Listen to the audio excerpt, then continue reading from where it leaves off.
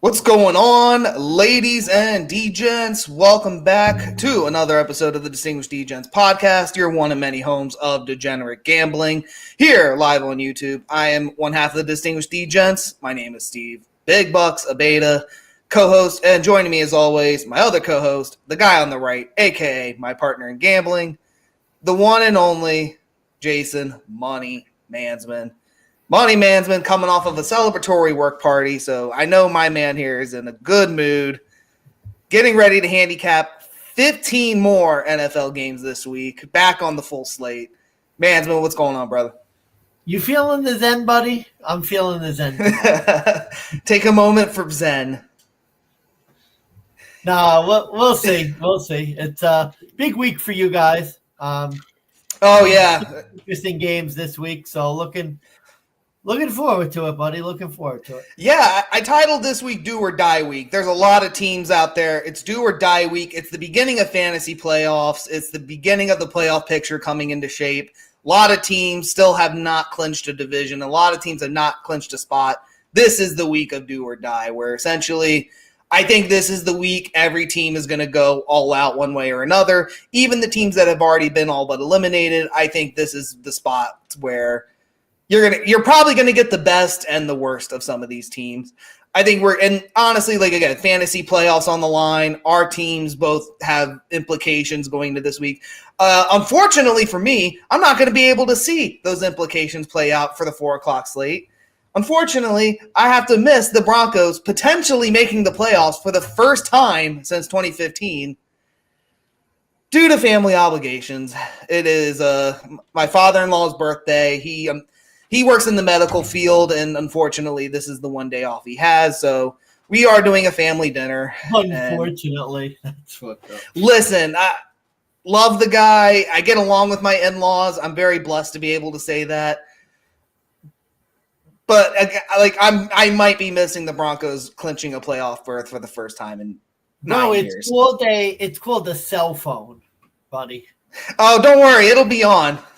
Don't worry about that. Just I will say that when the Broncos won the Super Bowl 2 months later, I ended up meeting my future wife. So I'm hoping if we make the playoffs, I'm not saying we have to win the Super Bowl, but just let's get a playoff berth.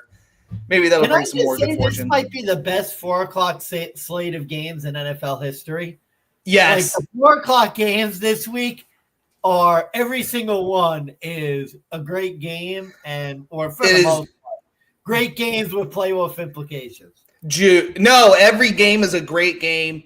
Even the ones that we think are going to be bad, it's got so many implications on the line that, including draft order, that's the one thing I didn't mention for some of these teams.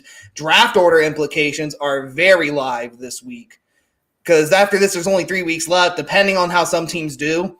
Could be clinching top 5, top 10 spots. So I'm really anticipating and excited to hear your takes on some of these games. The 4:00 slate, again, the 1 week there's going to be 5 good games on, and I'm going to have to miss it. But that's called sacrifice, kiddos.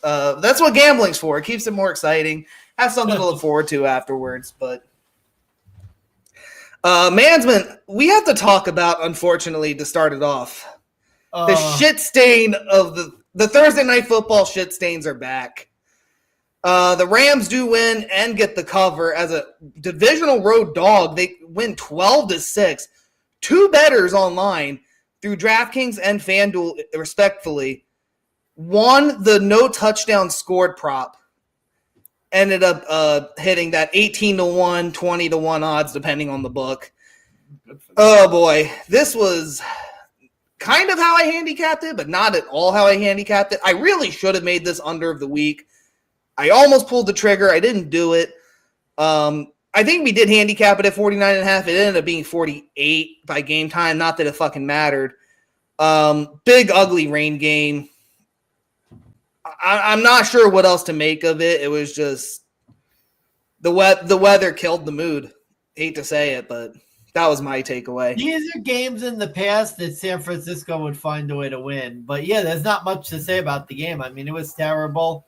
San Francisco got off to an early lead, and the Rams were just terrible. I mean, what could you say? It was a field goal fest. It was a terrible game. Horrendous. We were on the right side with the Rams, so that was good. Yeah, Rams +3. That was a hit. I loved the under. I played a unit bet on that, so that came through. That was nice. Not totally down for the week to start it off. I'm only I don't even think I'm down a full unit, truth be told. Oh, that's good. So, I mean, we're going in pretty live into Sunday. But 15 games remaining, and yeah, all I can say, by the way, what the hell's this guy's name? There was a player for San Francisco, third quarter. Oh yeah. Yeah. What I forget who was the Bills player that pulled that shit at halftime? Vontae Davis, although he had the courtesy to retire. This guy didn't retire. Nope. Devondre Campbell literally just refuses to go in for a play, pulls an Antonio Brown, leaves the team, and the defense let him have it in the press interviews. George Kittle coming out saying, like, I hope I never have to see this again. One guy on the defense literally saying, yeah, he's probably going to be cut. I don't want to see him again. Yeah. Oh, there goes my camera. I don't know if you can hear me. I can hear you just fine. Oh, that was weird. Okay. Yeah. Camera lost connection. Awkward. Huh. Yeah, Vontae Davis at least had the respect to fucking retire. This guy quit. To be fair, I can't blame him. I wouldn't have wanted to play in this game either, but I guess I'm not getting paid to do it. So, I mean, to think that he probably made more money in that game than me and you did all year. Oh, and by the way, it's official. Your Kyle Shanahan coaching watch is on. When you have players basically quitting, not wanting to play, you wonder. You wonder if there's wonder how much longer this coach is going to last. That's all I'm going to say. I was going to say, I think Big Cat from Part of My Take, he's been throwing around Twitter and the NFL social media. He's kind of insinuating that maybe the Chicago Bears should trade for Kyle Shanahan. Do you think that has life at this point now, considering how the season has gone for both teams? I don't know. I mean, you could make the case, but Kyle Shanahan, I mean, he's had multiple shots at the Super Bowl and lost, and you just wonder, are the Bears committed to Caleb Williams? I mean, I don't know if a guy like Kyle Shanahan's going to – I don't know. The Bears are a mess. They just drafted a quarterback. They're going to be firing their obviously, their coach got fired. It's just – I don't know if Kyle Shanahan – I mean, I guess if they trade for him, he doesn't have a choice, but I wouldn't expect Kyle Shanahan would want to go to a job like that. Stuck with a quarterback that he didn't draft, that he didn't pick. Yeah, a very interesting case, especially when he stuck it out with a Brock Purdy, and had the balls to do so, and was looking like the right move for a while. Brock Purdy, what a fucking disappointment. Honestly, even in the game, I mean, I know some of the situations, especially that Deebo Samuel drop. I mean, that's not Brock Purdy's fault, but I think as the quarterback, you have to find ways to get the throws to your guys. And I just saw game replays. I was watching the alternate stream where they had it on the overhead. It just seemed like this game with the Rams, he just made wrong read after wrong read after wrong read. And then when he made the right read, the receiver either dropped it or he overthrew it, or it was double coverage and he throws a pick. I mean, look, the guy was the beneficiary of a good team, and now that they're not a good team, you're seeing what kind of reminds me of Dak Prescott last year, where team was good, he was playing well, and then, the team gets bad. Excuse me. Sometimes these guys show who they really are. And let's be honest, Brock Purdy was maybe an average quarterback who was the beneficiary of a good team and a lot of explosive weapons. And now that the team's not as good, you're sort of seeing that Brock Purdy is, an average quarterback. Makes sense. All right. We're moving on, though. Thursday Night Football. That game is over. We're done talking about it. We're on to the rest of the week. We got 15 games. Mansman, you brought up the 4 o'clock slate. We have a very interesting, I think, 1 o'clock slate too, but a couple shit game scenarios. Jesus Christ. Yeah, I guess for the 1 o'clock games, I mean, what's the major implication in the 1 o'clock games that you're really eyeballing, taking a look at? Because for me, I'm looking at a potential game surrounding oh God, who the fuck was it? It wasn't the Jets. I think it might have been Baltimore. Because I think I may or may not have a win total bet going in on them riding into this game, which really shouldn't help. But a big cover, 16.5, Tommy DeVito back in the picture. Oh, yeah. Yeah. So, yeah, I got a couple bets with futures implications in my portfolio. But what about you? Like, which game are you really eyeballing, especially as a Bills fan? None, because the Bills are, well, I mean, I guess the Pittsburgh game at 4 o'clock is important, but that's not to answer your 1 o'clock. I just think it's going to be these games with these shit teams. There's a lot of teams at 3-10. There's a lot of draft position up for grabs. And, you know, I mean, this is important because 2 teams in the AFC East are 3-10. And with a couple more losses, they could be picking at the top of the draft and, you know, getting their future quarterback. So, I mean, you look at the AFC alone, Cleveland, the Jets, New England, Jacksonville, Tennessee, all 3-10. Yeah, that's intense. God, that is. On the NFC side, Carolina, 3-10. And then if you look at the 2-11 teams, Raiders, Giants. So it's pretty crowded up for that, you know, first pick in the draft. A lot of teams that got a chance at it. So every loss is going to be critical for those teams. Yeah, again, so like it seems like the 1 o'clock games, we have a lot of draft pick implications, not necessarily playoffs, whereas the 4 o'clock games is where the playoffs, and especially for fantasy too, like a lot of the star-studded players, seems like a lot of them are going to play in the 4 o'clock realm. So I think that definitely is the more exciting window. But yeah, with that said, Mansman, we still have our 5 best bets, or at least I have my 5. You have your 4. We have all our best bets still to give out. Our best bets, dog of the week, fade of the week, over under plays. Mansman, we're tied for the Caser. Big week. Big week. It's do or die. Let's see how this goes. All right, let's kick it off. Again, I'm going to try the new format. I'm going to do my best here. But, all right, kicking things off, we have the Washington Commies, a.k.a. the Commanders, a.k.a. the Redskins. They are traveling to the New Orleans Saints as 7.5-point road favorites. The Saints are plus 320 home underdog. Commanders are minus 405 on the money line. Over-under is 43.5 points. Currently on FanDuel, 83% of the money on the spread for Washington, 68% of the bets. So it seems like couple public sides on the betting for the Saints, but it seems like all the money towards Washington. Uh-oh. Looks like we just lost money, Mansman, for a split second. Let's bring it back. It would help. I was scrolling on my screen to get to my page, and I just... It happens. All right, Mansman, I went first for Thursday, so it's your go. Washington, New Orleans, Commanders, 7.5-point over a touchdown favorite. Is there a side to bet on the Saints here, or are they washed? Are they done? Not without their quarterback. It looks to me from everything I've You mean heard, Taysom Hill? No, I mean the other guy.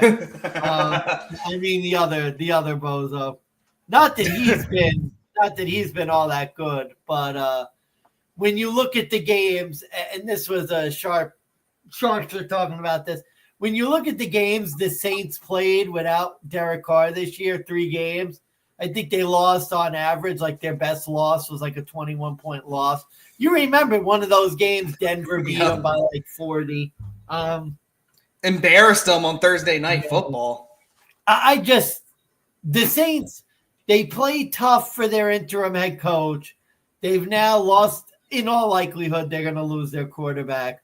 Washington, I think, is coming off the bye. They need this game. That is correct. I just see this being another Washington romp. I don't see. I mean, this New Orleans team beat the Giants by 3 last week. I just really don't see this New Orleans team without their quarterback being competitive. They haven't shown the ability to really do it all year, and I'm not expecting it here. The number's high, but I think there's only one way to look, and I think this is actually underplayed because the teams are probably closer in power rankings, like in general. But this Saints team without their quarterback is an absolute joke. Understood. And I don't know if I've actually done this yet because I think I may have been waiting on a number. So I don't think I made the bet yet, but I'm going to do it now. This is my best bet of the week. Commanders minus 7.5. Oh, wow. I don't think this is a trap line, quote unquote. I mean, you kind of gave a lot of the reasons that I was going to say, but without trying to repeat myself, where I'm going to get at is that the Saints literally failed to cover against Drew Lock and the Giants. They almost tied that game to go to overtime if it wasn't for that missed or blocked field goal. And it's not even Spencer Rattler starting this time. It might be Nick Hainer. I don't know who is betting on the Saints here, but you're betting on them. It's bad enough they don't have Derek Carr. They don't have Taysom Hill. They have only one weapon in Alvin Kamara. And in the 3 games, like you mentioned, 0-3 straight up in ATS. And injuries did play a factor, but they lost by at least 18 or more in those 3 games. And the Commies are really good on the road. They're 6-2 straight up in ATS. The Eagles look ahead spot is the one angle I've heard about why you maybe look towards the Saints. But here's the thing when you look at the situation. The Commanders realistically are a lot like Denver in the sense of they're looking at just making the playoffs. They're not really looking at the division right now. The Eagles win next week and beat them, they essentially clinch. If the Eagles don't even play till 4 o'clock. So this is a must-win for the Commanders just before they can even get to the look-ahead for Thursday, in my opinion. And this is a must-win just to even have a shot at the NFC East, but it's really the must-win to all but clinch a playoff spot here. So I think they're going to be really laser-focused and locked in coming into this matchup. I have no faith in the Saints defense. Oh, and Marshawn Lattimore is set to make his debut for the Commanders against the Saints. So this is going to be a revenge spot. So I love this line. I love the bet. 2-unit play. That's how confident I am. So I'm going to throw it in now, and God help me. No, I really like it. I endorse completely. And again, the people who are talking about look-ahead spots, there are no look-ahead spots at this point in the year. Yeah. And by the way, 4 games left. Every game's crucial. So I not only bet this at 7.5, 2 units, just did it live. I love Washington in a teaser leg. Get it down to minus 1.5 against this putrid Saints defense. That's like, I mean, I don't know how much more of a lock in a teaser leg you can get, dropping it down to 6, or even throwing it in a money line parlay, depending on how cute you want to get. I love this in a teaser leg. Love the ATS. Love the money line. This is commies all day. In terms of the over/under, I'm very torn. I'm pushing over on this line at 43.5. I'm not going to say the Commanders will do this on their own. The Commanders' defense has been hit and miss. And depending on who starts, depending on what I do. Saints team total under might be the play, but I just think between the two, it might just be enough to push. So, and when these teams played, they've been dead over teams. And I kind of think like you, New Orleans has been getting murdered in these games with the backup quarterback, and specifically their defense has folded up the tent. So, yeah, this could be Washington scoring a lot of points in this game. Yep, I got you there. So, best bet for big bucks of beta is the Washington Commies, minus 7.5. All right, moving on. We're going to Tennessee against the worst ATS team of all time.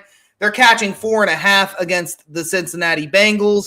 who are 4.5-point road favorites, minus 235. The Titans plus 194. Over-under is 46.5. Bengals are a big public team here. 89% of the bets, 95% of the money. Mansman, the Bengals have gone from being unbettable road favorites last year. This year, they're 4-0 ATS as such. And this year on the road alone, they're 6-1 ATS. The Titans have literally decided to go fuck themselves into a ditch for this season. And if you're a Titans backer, I get it. The Bengals aren't as good this year. Their defense is so bad. They're on a back-to-back road spot. They're coming off of a lucky win against Dallas on Monday Night Football, so now they're on short rest. None of that, though, equates to how bad this Titans team really is. On paper, their defense, on paper, they're phenomenal. Watch a fucking Titans game. Literally watch. Like, even when the Titans defense shows up, Will Levis doesn't. They moved the ball all fucking game. Not one touchdown against Mac Jones and the Jags. They got massacred by the Commanders 2 or 3 weeks ago. And they haven't covered a game at home all year. Why would I take the 4.5? They're 1-8-1 ATS in their last 10. And the Bengals, even if you do the math, think of it this way. The Bengals were 7-point favorites against Dallas, who I think we can each say they're a better team than the Titans, even with Cooper Rush. Definitely. Now it's essentially a 5-point. So now we're basically what the books are saying is that Will Levis is 2 points better than Cooper Rush and the Cowboys. A future XFL backup quarterback is better than Cooper Rush. I mean, unless it's a Bengals letdown spot, this is fucking insane. I got to say, if it weren't for the bad spot, this would be my best bet. I'm with you 100%. This Titans team, I backed them last week. Why? I'll tell you why. I don't know. It doesn't make sense. This Titans team is terrible. They're terrible at home. They never do anything at home. I mean, you lost to Mac Jones in a football game. And like you said, the analysis is perfectly correct. This team was basically a 7-point favorite on the road in Dallas last week. Dallas is substantially better than Tennessee. Substantially. I would pick Dallas as a 4.5-point favorite in Tennessee. This line makes no sense. Cincinnati is 100% the right play. My only concern is the spot, the short rest on the road. But other back-to-back road spots at that. Back-to-back road spot on the road, short rest. But other than that, Cincinnati is definitively the play here.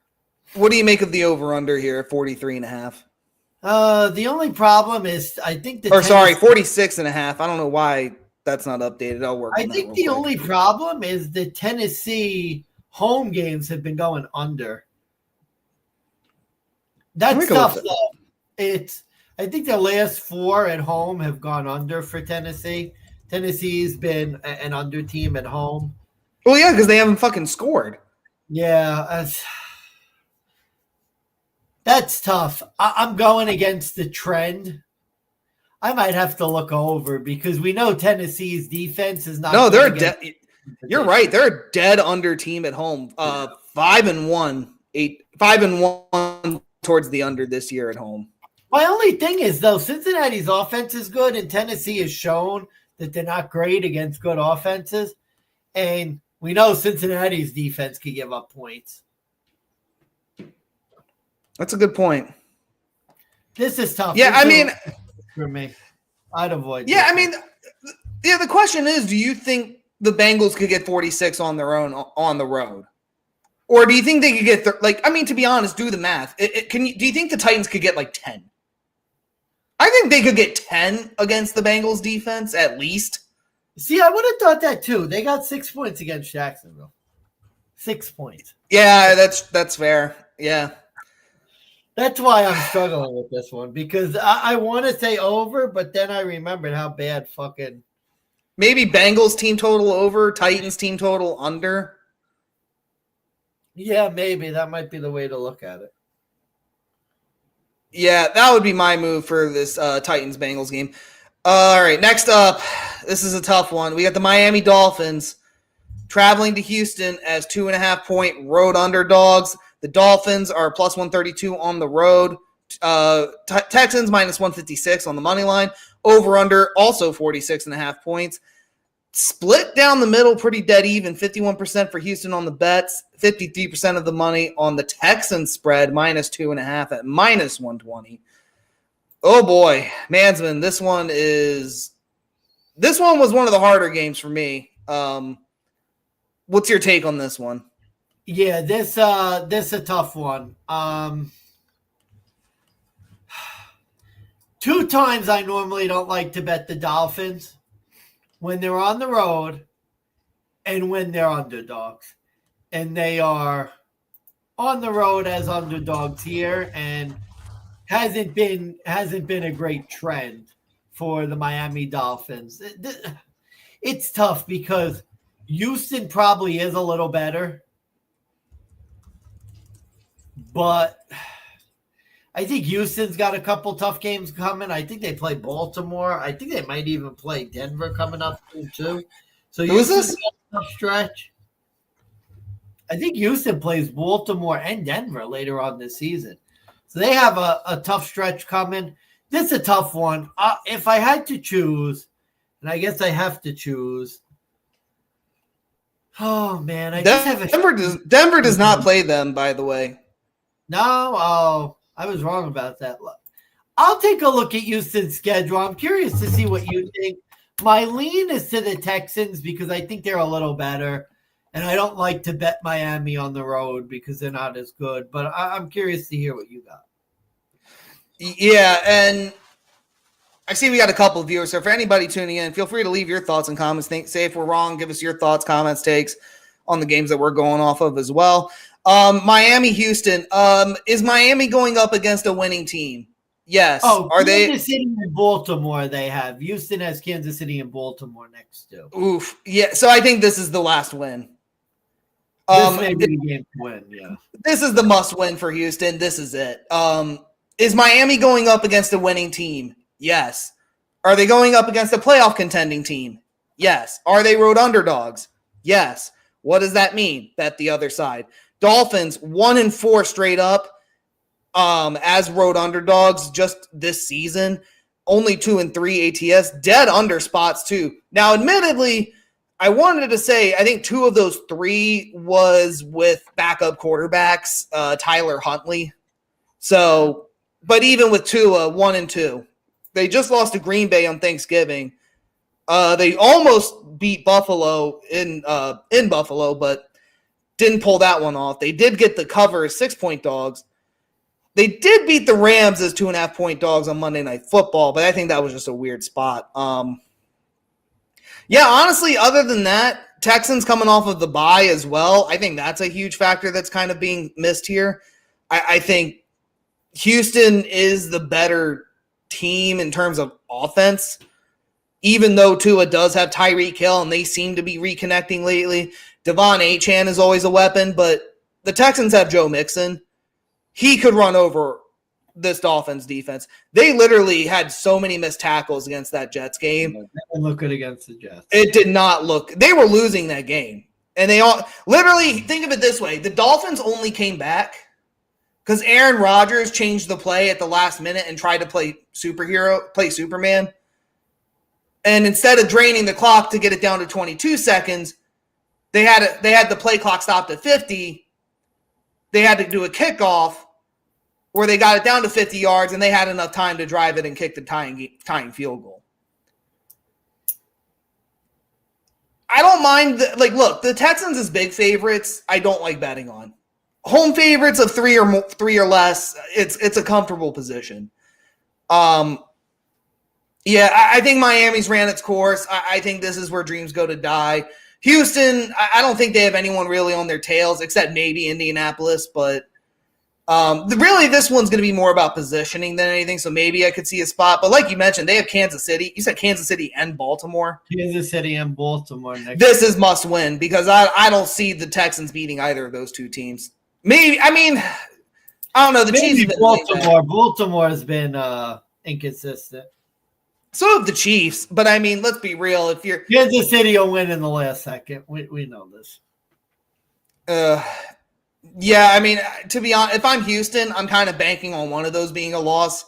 The other ones, I think, you have a chance depending on the road spot or the home spot. But yeah, no, give me the Texans here. I think they pull this one out. And I like the over on this game as well, over 46.5. Miami's offense just seems to click better when it comes to having Tua in the field versus whatever backup quarterbacks there are. Although they do tend to have a dead under spot in this situation.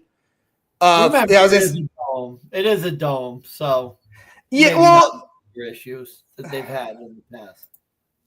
Well, I just think I look at the point scores like with Miami with Tua, they score more, especially in a dome versus when on the road. Like the Lambeau game, they scored 17. That was more points than the backup quarterbacks put up in 2 games. Yeah. Like that's how bad it was. And Houston, while they've been an under team at home, that was really beginning of the year. The last 2 they've gone over at home and they've pushed. So there has been a change with Houston. So I think I endorse the over here. Yeah. All right. Moving on. All right. Potential shit game of the week. I do say potential because it's Jameis Winston and the Cleveland Browns. Only 4.5 point home underdogs, plus 188 on the money line. They're hosting Patty Mahomes, Andy Reid, and the Kansas City Chiefs, minus 220, minus 4.5 on the spread for them. Over-under is 43.5. The Chiefs seem to be inevitable. They're 59% of the bets on the spread. They're getting 62% of the money. Jesus Christ. This is tough. All right, look. I mentioned earlier in the episode, Washington is a teaser leg. Just drop it down to 1.5. Here's an easier one, believe it or not, and it doesn't make sense, but it makes sense at the same time. Just tease the Browns up to 10.5 and make them a double-digit dog. And just know Mahomes won't be able to cover it and call it a day. Really haven't covered 10 all year, pretty much. They have the most wins by less than 7. The 4.5 makes you think. And the Jameis Winston experience, you never know which one you're going to get. That's kind of the excitement of watching Jameis. He's not a good quarterback, though. The Chiefs' defense is like an enigma. Like, even when Patty Mahomes is bad, that's when the defense shows up. When Mahomes is good, they tend to be weak.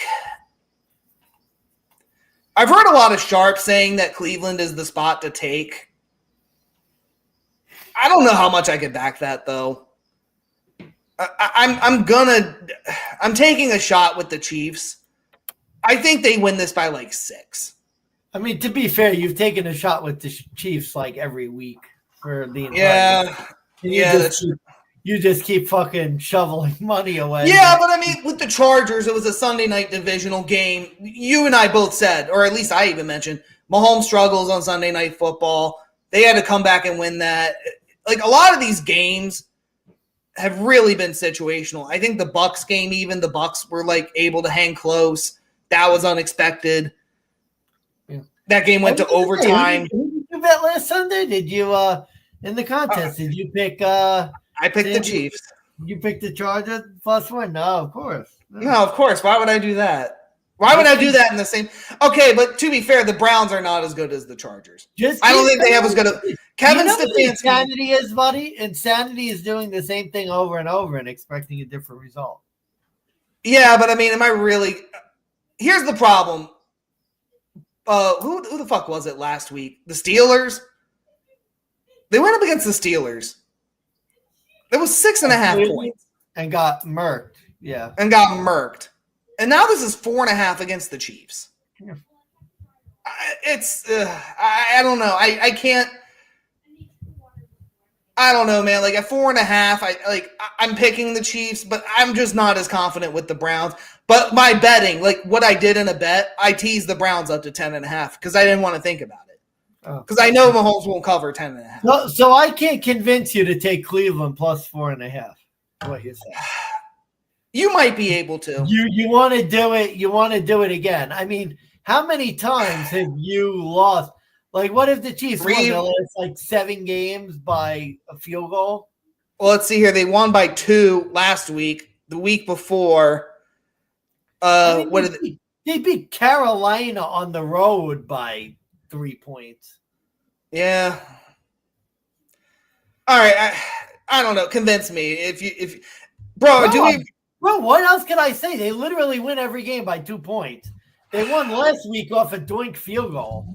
Like, they don't win with any margin. They'll win this game by 2 points. Yeah, but Jameis just got murked by the Steelers defense, and I just don't know if. Yeah, but that was a revenge spot. The Steelers always win in Pittsburgh. Like, this is a perfect bounce back for Cleveland. Like, come on. You're really going to do this again? Really? Let's see how the rest. Okay, tell you what. Let's see how the rest of the episode goes. If we match on literally everything else, I will do this as a tiebreaker differential. Like, for the sake of the contest. No, you're not going to go with Cleveland plus 4.5 now. Come on, I know you want to. Fuck it. Cleveland plus 4.5. There we go, buddy. That's good. I'm taking the Chiefs minus 4.5. You dickhead. You dickhead. Oh, you fucker. I wanted to see if I could get you to change. No, I'm so torn. It's so funny. In all seriousness, I agree with you. Like, literally, I've been waiting for a long time. The Chiefs are finally being underpriced. This Cleveland team is terrible. Like, they had their couple weeks. Don't you have the feeling this is the week? Chiefs haven't covered 7 in a row. They're on the road. They're playing a shit team. Cleveland games tend to go over. Like, I have a feeling that this is the breakout game for Kansas City. I think they probably win this game. Like, let's be honest, they're probably going to win this game 35-14. Like, yeah, Browns have not been good at home too. 2-4 straight up, 2-4 ATS. The only 2 teams they've scored more than 17 against was Baltimore and the Steelers, and that was divisional games. Listen to this shit: 17 against Dallas week 1. They lost to fucking Daniel Jones week 2. Yeah. Now, mind you, that was with the misogynist Deshaun Watson. Emphasis on massage. Lost to the Bengals, another one. Jameis lost to the Chargers at home 10-27. They lost to Denver. I'm kind of waiting for Cleveland to lose to the Raiders if they haven't, unless they already did. I may have forgotten, but no, they beat the Raiders actually. Whatever. Fuck it, shoot. It's the Raiders. Fuck it, shoot them. Like, right? I think they did. No, I forget. They might have lost to the Raiders. Hold on, I gotta look. Did they lose to the Raiders? I think they did. They did. 16-20. Browns that game. Oh my! That was the game we were in Baltimore. And so they're 0. So the Browns are 0-3 against the AFC West, and now the Browns are. I can't believe I got you to switch your pick. Like, what the fuck? Look, dude. It's the Chiefs. The 4.5. It's that hook. No, do they win? This is a game they win by 4. 7. They can win by 6. Come on, Cleveland's terrible. I even said it. I was like, this seems like a Chiefs game they win by 6. No, you are 100% right. I have a feeling this could be a game where the Chiefs finally win by 2 touchdowns because this Cleveland team is terrible. Well, I have a feeling they'll be up they'll be up 13 in the 4th, and Jameis will get a long bomb touchdown, and it'll go to 6. So they'll still get a cover, but I see a J-Mo special coming. Oh yeah, that's easy money. Chiefs, you know what? That could be. This could be a J-Mo special. And by the way, I love the over in this game. I'm actually going to make this my over of the week. Oh wow, at 43. Cleveland's defense has been bad. I have a feeling the Chiefs are going to break out. See, I have this as under. Jameis might get some Garbaggio points late in the game. 35-14 in this game. That's what we're going to have. All right, so you said J-Mo special? Yeah, what's the J-Mo special looking like? Chiefs defense to score a touchdown is 4-1. Oh, that's low. Wow. Yeah. Seems light. It does. They're saying Patty Mahomes is less likely to get a touchdown than the Chiefs defense, but that makes sense. Yeah, I guess he hasn't really run the ball in that much this year. No. Yeah,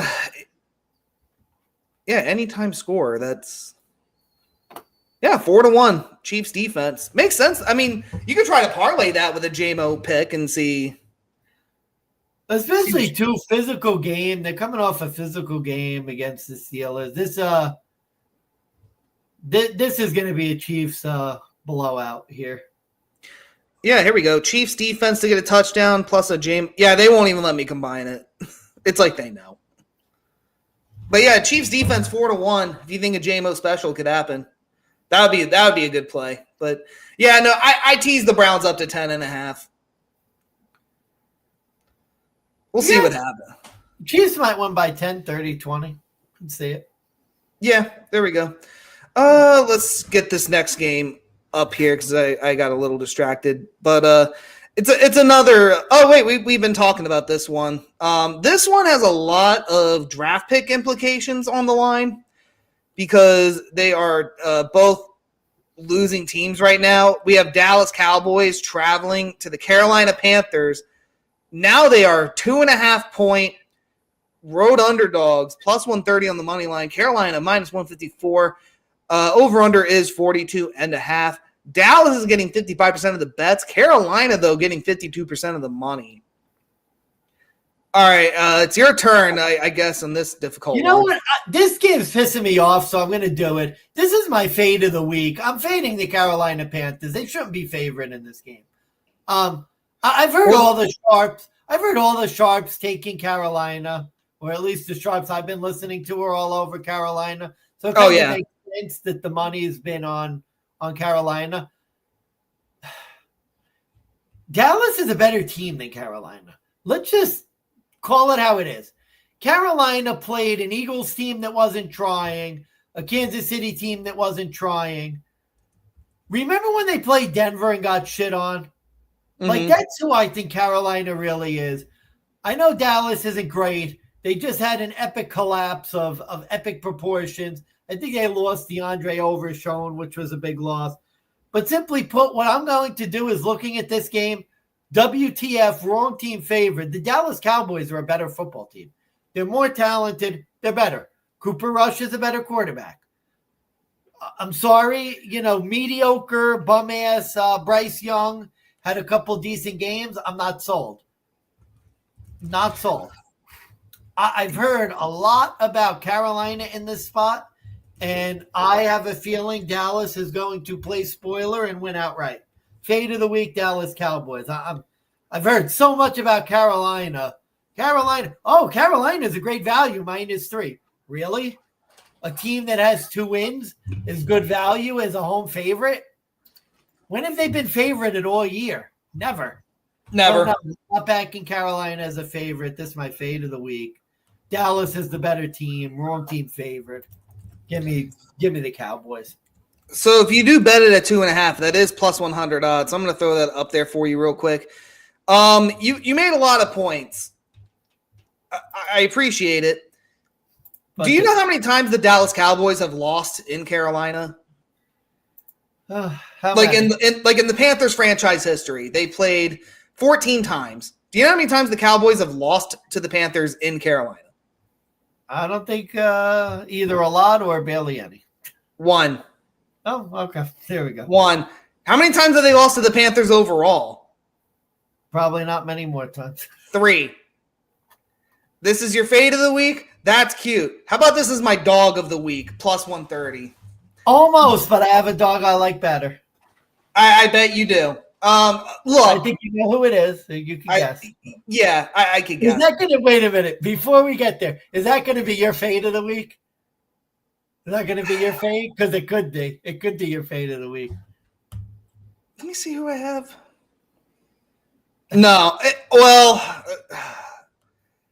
It's one of 2 games. There's a slim possibility. I don't think it is. But there's a slim possibility. No, this is my dog of the week. Market dynamics. This game opened as Dallas I wanted to say this was a 2.5-point favorite for Dallas at open. Yeah, that's ridiculous. 1 week, Dallas comes off like the flukiest fucking muffed punt. And all of a sudden, they should be road underdogs. Oh, by the way, Dallas +3 -112 DK. Oh my God, that I might have to hit that. If the +3 entices you more. Yeah, no, it definitely does. I would rather get that hook with the 3. That just, again, I brought this up last week. That's just smart. That's just smart betting. Because when you have a line and you get that hook with the half a point, here's what happens. You go from only winning potentially 40% of the time to winning 45% of the time and then pushing on an extra 10, meaning you get your money back. Whereas if you bet it at the 2.5, you take that 10% chance that you might lose. Let's see here. So, oh yeah, I'm sorry. I beg to differ. December 15th, this line opened Dallas -6.5. Jesus. Or no, sorry. Correction, December 15th is in the future. Don't know what I'm thinking. A week ago, this opened at 6.5 in favor of Dallas. It is now +3. I mean, are the Cowboys? I know, I think Eric Hendricks is hurt, and there's some personal issues going on, so there's a possibility that he may be out, and that's their lead tackler. Breaking news, by the way, it seems like Mike McCarthy is expected to stay as the Cowboys coach going into 2025. Don't know how I feel about that. Got to win one for Mike. Got to win for Mike. I guess. I don't know, man. Like, here's my problem. Like, that's just simple market dynamics. The Cowboys were, like, favored by 6. Now they're getting +3. What's changed? Yeah. They're both losers. Carolina hasn't won anything. Like, if I was getting Carolina +3, I probably would pick Carolina. Dallas should not, but like you said, Dallas should not be fucking underdogs. They should be favored in this spot. Let's see here. Yeah, not too many people out. Just a bunch of people on unspecified injuries, limited practices. Sounds like they'll be in though. This is going to be a close game, but Carolina has yet to win anything, and until they do win, they shouldn't be bet as a favorite. You shouldn't be betting them as a favorite on the money line. That's fucking asinine. Bryce Young does not win as a favorite. I don't think he's ever won as a favorite. Yeah. Oh, and by the way, I heard last week was the Dream Crusher for Dallas. So you know me, I always love to bet the teams after the Dream Crusher. Oh, there you go. Always play for pride. Next week, have that little bounce before going to oblivion. All right, what do you make of this over-under total? Currently sitting at a whopping 40.5. I know that's exciting. Yeah, it's a little low.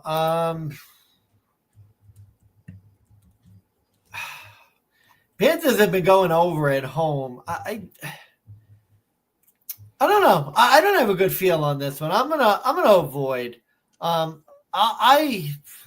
have over. It's probably going to be an over game, but not confident. What did I say? Yeah, 42.5 right now. So I have over in this game. Carolina's offense has been clicking. Bryce Young seems to be able to, at least make the connections better than he used to in the past. Cooper Rush, I mean, he put up 20 against the Bengals. I expect a similar performance. The Panthers' defense is no good. I mean, I would put them on par with Cincy, to be honest with you. In fact, the Panthers' pass defense might even be worse. I think if the Panthers' defense had actually shown up in half of those games flip and the Panthers win. But they're so bad on defense right now that they're not bad. That side of the ball alone makes them unbettable to me. So I have a dead over in this spot because Dallas has injury concerns at the linebacker, cornerback position. It is a mood killer. I could see this one being close. I could see this being a 24-20, 24-21 situation. Yeah. So that's kind of where I go.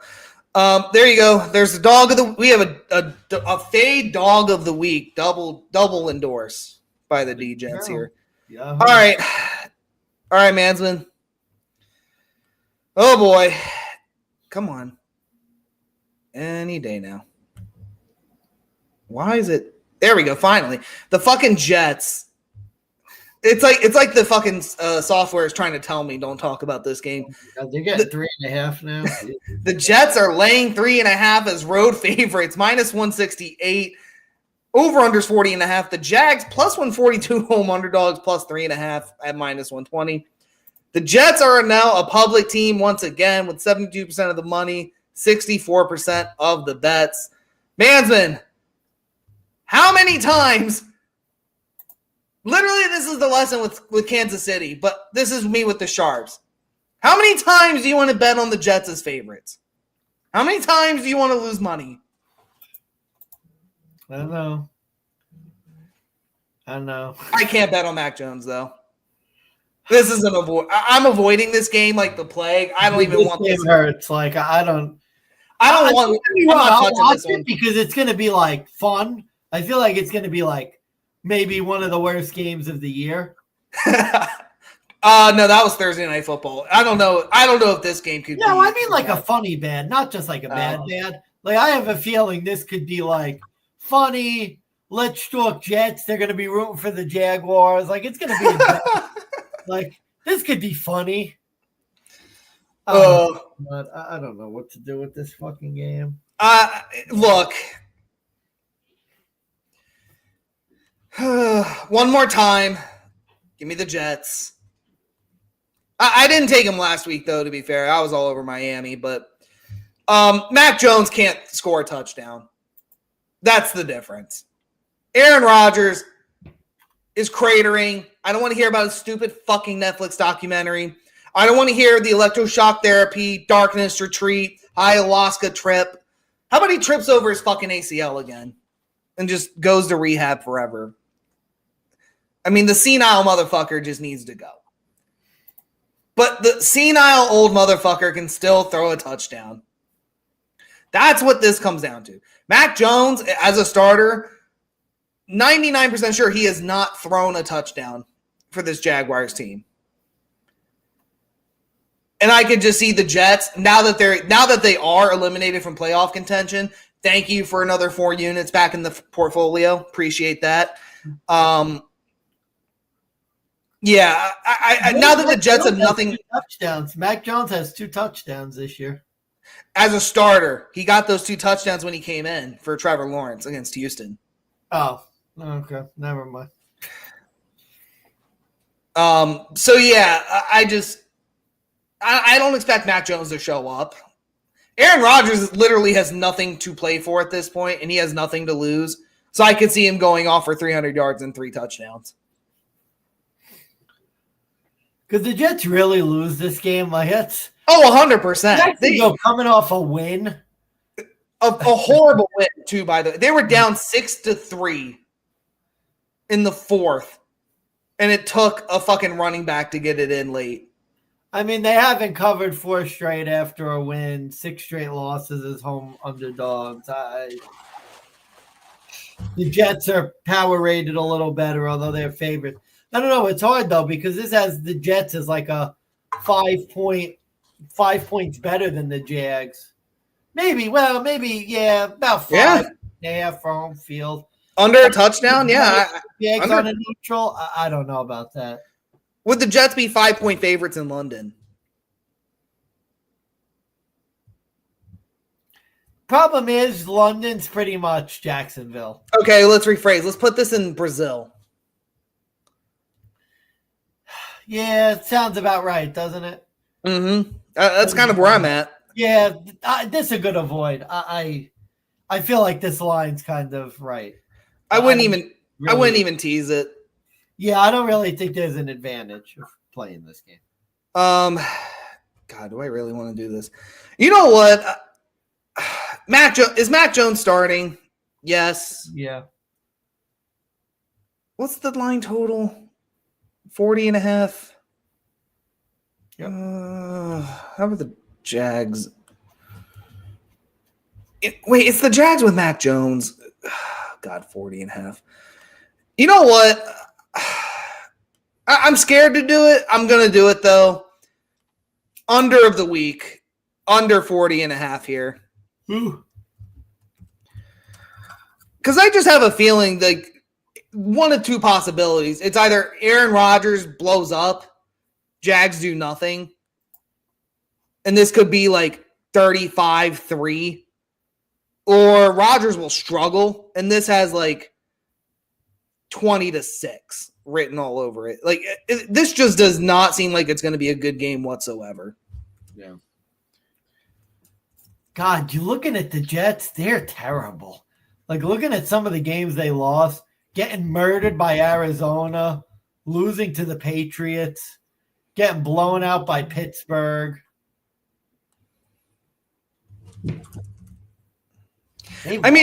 Shit games at home against Indy. Like they've lost some shit games this year.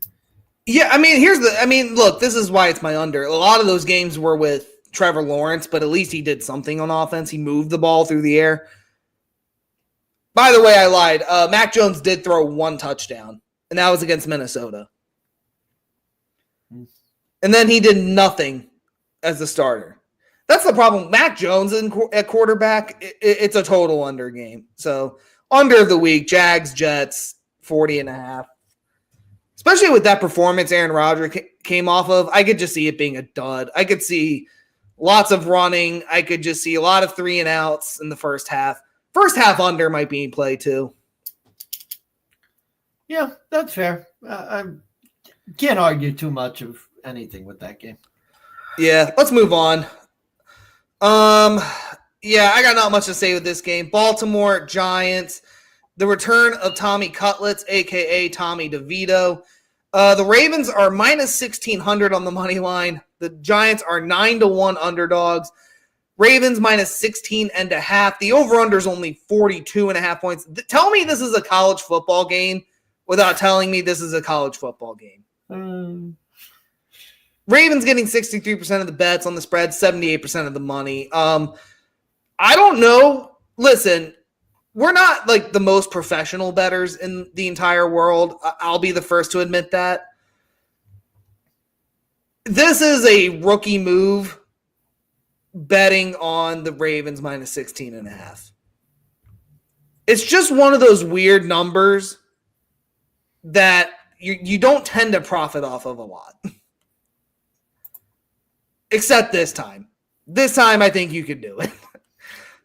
That's how bad Brian Day. I don't want to hear shit about Brian Daboll ever being good ever again. Mansman, I'm going to defer to you. Just take it away. I already know where you're going to go with on this rant with how bad Daboll is, but let's see what you got. Yeah, Brian Daboll is a fucking bum. The Giants, I mean, they're in full tank mode. Tommy Cutlets is starting. You remember the game he played. They couldn't protect him. The Ravens are going to blitz the piss out of him. Well, Drew Lock's in a walking boot because of that O-line. Yeah. They got their field goal block to lose last week. Look, they're flying planes over, but put all that aside, this is more for me. And here's why I think the sharp play is the 16.5. Doesn't this feel like one of those Ravens bully performances? Like they lost 2 of their last 3. They're coming off a bye. They need a get right spot. God, this just feels like the get right spot for the Ravens. This feels like 40-3, 37-3, 37-6, something stupid.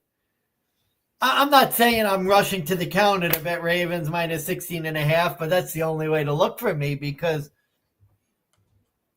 again, we saw Tommy Cutlets play against Tampa. They couldn't protect him. He got murdered. And this just feels like, again, normally for spreads like this, you would think, well, do the Ravens really need to play hard? They could kind of put their foot off the gas the second half. And I heard a couple of the sharps say that. But I think we're forgetting that the Ravens are a bully team, and they've lost a couple games in a row. Like, I see this as just a pure get-right spot. This just feels like a pure get-right. The one thing I will say is that I do love the sharps angle of this is 100% a first-half play. And I think Steve Fezzik was really big pro-sharp better. He was one of the ones that said Ravens under 10 in the first half is all but a lock. And I got it at 8.5 first half. So that's my first half play. I love Ravens minus 8.5 first half. This Giants team is first of all, are the Giants at home? Yes, that means they're not going to score. Yep. Are they going up against Lamar Jackson? Yes, they are. He is the quote-unquote NFC killer. Now, look, has he lost in the past to the Giants? Yes, he has.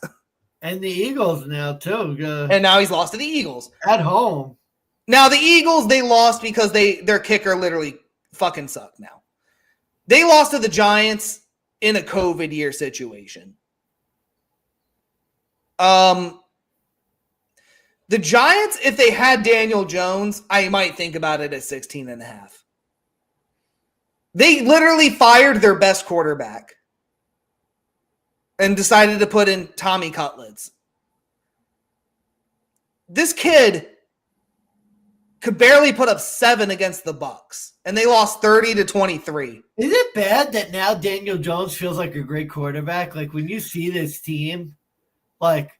Oh, no, they're just that bad. I mean, like, we all knew that. Daniel Jones might actually be a good quarterback. I mean, yeah, we said the same thing about Justin Fields. We said the same thing about Mitch Trubisky. It's like, yeah, when they have a bad team and they go to somewhere decent, they might have a decent performance here and there. That doesn't mean they're great. We'll see about Daniel Jones, truth be told. I think his story could be interesting looking towards the future. Ravens, oh, no, that's over under. Where the fuck is ATS? Here's the easier handicap. Are the Ravens coming off of a bye? If yes, you bet them on the spread. I'm going to pull this up from teamrankings.com, but since I wanted to say it's John Harbaugh coming off of the bye as the Ravens head coach. Really, really, really good record. But just for the sake of argument, just for the sake of just having a Lamar Jackson.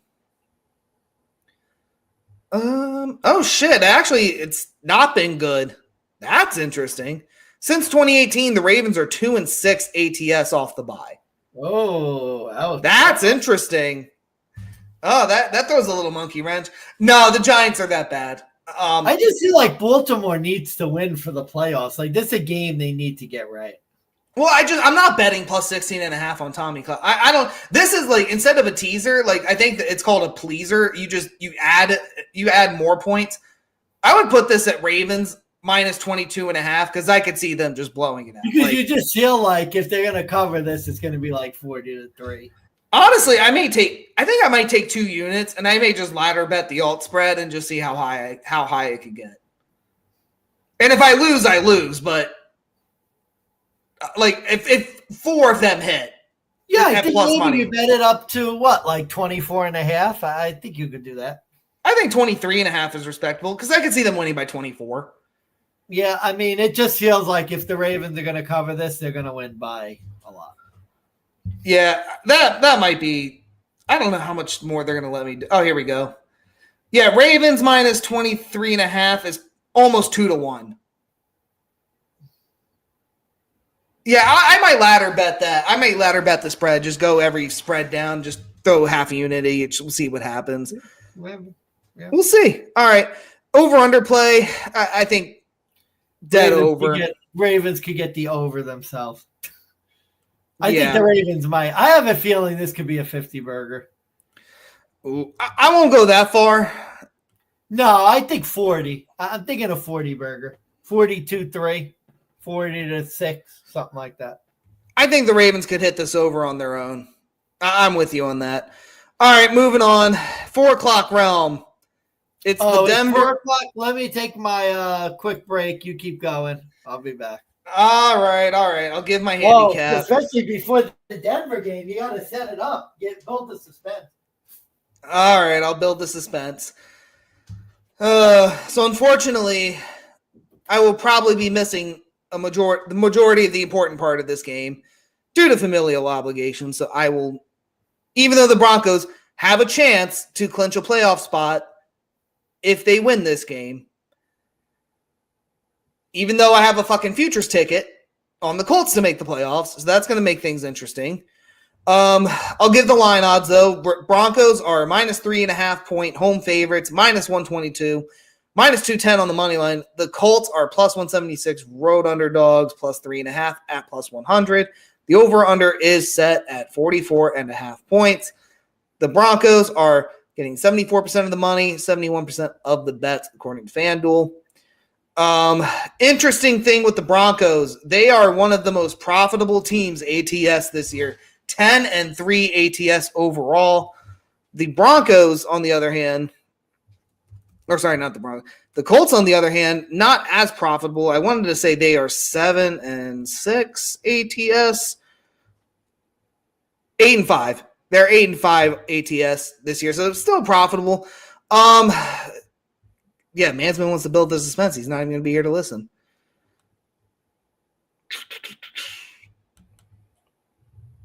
You know what? I'll build the suspense. This is going to be one of my best bets, but Mansman will not know which one it is.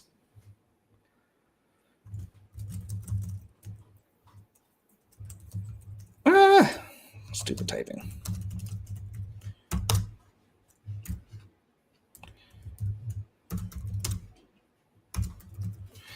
Yeah, okay. Let's give the handicap here. All right. Mansman, I believe I hear you returning. That's right. What do you got? All right. I'm trying not to go overboard in this game. This is going to be one of the potential best bets. This is going to either be a slam dunk or it's a straight up trap game because the Broncos do have a Thursday Night Football look ahead to the Chargers. I love this spot for Denver, though. If you really think about it this way, 2 weeks ago, the Broncos were 6.5 point home favorites against Cleveland on Monday Night Football.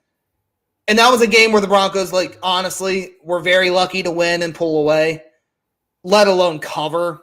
Because literally, thank you, Jameis Winston, for throwing a second pick in 4 minutes to give the Broncos the cover at 6.5, 5.5.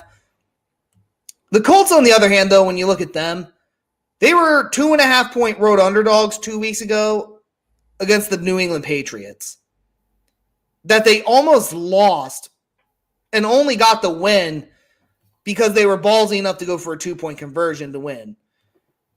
Now we're getting a line in 2 weeks and it's 3.5. I don't think that the Broncos are only 1 point better than the New England Patriots because that's essentially what this line is telling you from 2 weeks ago. Both teams went on a bye week 12, so both teams are coming off. But you look at this, there's no way that the Colts are 3 points better than Cleveland either. And now you have Lamar Jackson Jr., who actually really can't throw the ball this year. Don't insult Lamar Jackson like that. Anthony Richardson, discount Lamar Jackson. Discount Lamar Jackson. Here's the thing. I think if he's going to succeed, you have to do one of two things. You're either going to have to throw the ball, which he's shown time and time again he really can't do, or you're going to have to run a lot. The problem is you're up in Denver with that elevation. I don't see him lasting long on the field if he's trying to run. I mean, this was a guy who had to sub out of a game at sea level because he was tired. This just feels like a game, if he's starting to scramble, he's not going to make it through the whole game. Now, Riley Moss, cornerback for Denver, he is out, and that's no good for Sunday. So I would say, if you're looking for cheap options in daily fantasy, or if you're, injured in your fantasy leagues in the playoffs, you need a desperate wide receiver. If Alec Pierce is out there, that's a cheap option. I think you go scrambling, see who you can get. That's a desperate play. Because if you look at how Jerry Jeudy popped off for 200-plus yards against Denver's fucking DBs, you have to be optimistic there. I just think Denver, at home, ATS, they've been very good. Denver at home against shit teams, they've killed. I think they've only lost to the Chargers overall. They may have lost to Pittsburgh at home. I don't trust Anthony Richardson in this spot on the road. I don't think that the Colts are 3 points better than the Browns. I don't think that the Broncos are only 1 point better at home against the Colts. I think this line is like very wrong. I think this line should be higher. So I think we're just getting good value in Denver. So with that, Denver's the play. This is my over of the week too. Now that Riley Moss is out, over 44.5 is the must hit. It's my over of the week. The Broncos have hit the over in 4 of their 6 games at home. One of those unders, though, it was literally at 44 in a 44.5 game against Atlanta. And the Colts shockingly seem to score more on the road, too. They've scored 20 or more in 5 of their last 7 road games this season. So I'm not going to say this will be a shootout, but I expect this to be one of the higher scoring affairs in this game. So, over of the week, Denver, Indy, over 44.5. The Denver Broncos will be going to the AFC playoffs official after this game. Denver, real simple, at home, Denver's the better team. I don't like Anthony Richardson against this defense. Denver's been playing better. Bo Nix is looking very solid. Again, we've seen with CJ Stroud, it's not guaranteed. He has to continue to go. But I think the future is bright for Denver. Denver feels like a playoff team. The Colts are not. It's time to make it official. The Colts basically had that last-second win against the Jets that they shouldn't even have won because the Jets suck. These two teams are not comparable. Denver's better. I think Denver's going to get it done. I think you're going to be very happy at 7:30 when you're driving home and the Denver Broncos are back in the playoffs and probably going to be playing Buffalo in the first round. So I will not be driving. There you go. Denver if that's Broncos. the case, I will not be driving. Over of the week. I was very close to making Denver my best bet, but there's something about the line that kind of made me second guess it. But no, Denver 3.5. I think the line is wrong. It should be high. I think it should be way higher. Yeah, I'd be shocked if Anthony Richardson doesn't get crushed in this game. Denver's defense is too good for him. Denver's defense, Pat Surtain 2 is great. Denver's front 4, if they get time on the line, is great. And I think that's the struggle with Anthony Richardson. He may hold the ball like a half second longer than Jameis did, and it might make the difference. And I think Denver's defense could crush this team. However, I've seen Anthony Richardson throw the deep ball one too many times to Alec Pierce, to Michael Pittman, Josh Downs. Like, I've seen this before with him. And if he literally does what Jameis did last week, Denver could be in trouble. And that's my concern. And that's why it wasn't my best bet. But I just think, like, discount Lamar Jackson. I mean, with Jameis, it's like, he could throw. You just don't know if it's going to be accurate. Yeah. Anthony Richardson has not been able to throw all year. And I just don't think he's going to be as effective. And I think that's going to make the key difference. And I just think that's why this number is bad. So, not much else. Don't want to drag it out too long. We're already at the hour mark. All right, next 4 o'clock game. New England Patriots as a non-conference. Oh, wait, shit. Where'd it go? Oh, maybe that's why. Try this again. Take 2. New England Patriots as a 6.5-point road non-conference road underdog, 6.5 points, plus 220 on the money line. Arizona minus 6.5, home favorite, minus 270. Over-under is 46.5. Arizona getting 60% of the bet, 69% of the money. Giggity. Mansman, your turn to go. Which side are you backing here? Well, you should know because I say it all the time after the Dream Crusher. Arizona, killer lost their second game to Seattle, really puts a damper on their playoff hopes. This feels like an absolute desperation spot for Arizona. I think ultimately Arizona is still the better team. I think they're desperate for a win. I think they need to find a way to get a win.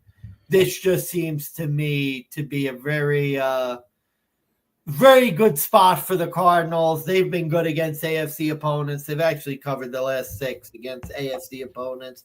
This just feels like a game to me that Arizona's desperate to win.